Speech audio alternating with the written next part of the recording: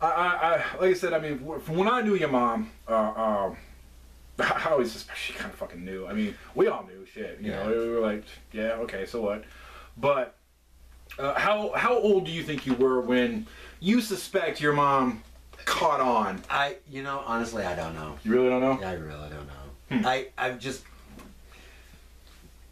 She's always kind of mom, huh? Yeah, always kind of mom. I just. There was things I knew my parents didn't always agree with, like me kissing a boy. So I didn't do it around them. Mm-hmm. You know. Yeah, I mean, it's a respect thing. You know, if you know it's going to make someone uncomfortable, don't do it. Well, I mean, I would say that, you know, if you give a shit about the person you might make uncomfortable, you know, right. I mean, you know me, dude. It's just like, oh, does this bother you? Yeah, I don't give a fuck. Right. You know, like, you don't like when I throw shit at you? Maybe you should leave. You know? But I was always kind of a dick like that, you know. I've chilled out in my age, but I was back in the day. I was a fucking dick. Jesus. Now, have you ever like openly experienced like pure hatred and bigotry? Just yeah. Like, give me an example. When I was working in EMS. Mm-hmm. What is EMS? EMS is emergency medical services. Okay. Working out in the ambulance, working with paramedics. I remember you did that. Yeah. They, at first, they really didn't know. Mm-hmm. And then I had one coworker, she's like, well, are you? I'm like, yeah. She's like, oh, cool, let's go out to this club. I'll, you know. Mm-hmm. So go out to the gay club with her. Come back. I'm working the next day shift after her, after we've gone out.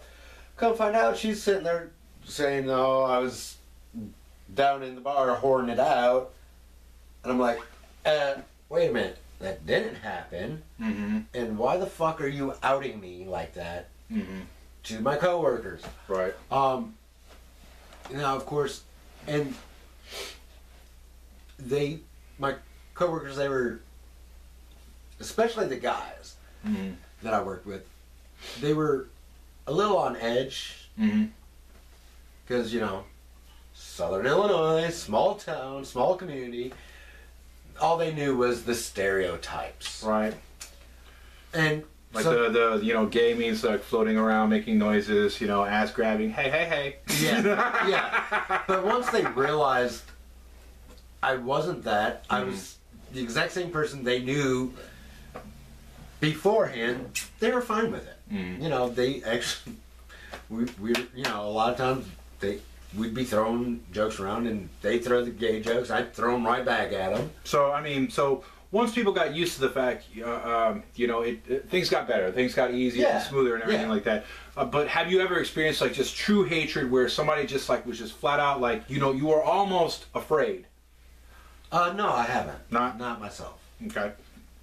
Do you know anybody, or have you seen it happen to Yeah, anybody? I've known some people that get jumped at, they're leaving the gay clubs, and they, you know, get what's called fag bashing. Yeah, I remember some of my friends used to go do that shit, and I'd be like, what the fuck, you know? And then, yeah, needless to say that some of those people did not remain my friends for very long, because the group that I grew up in here in the Champaign region, before we moved out to the fucking become children of the corn, we were a very diverse group. I mean, we had you know, all kinds of different types of people and everything like that, and we were always like just really accepting. It's like we didn't give a shit who you were, what you were, as long as you weren't a fucking douche. Right. You know, I mean, don't be a douchebag. Yeah, exactly. As long as you weren't a douche, you know, we didn't fucking care who you were or whatever. You fucking hang out with you. But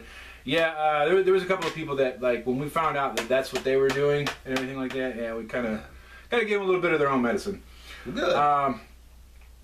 Now, when you were in the service, yes. Okay, did you experience any issues when you were in the service? Well, when I served, it was under the Don't Ask, Don't Tell. What years were that? I served from 97 to 2001. Okay.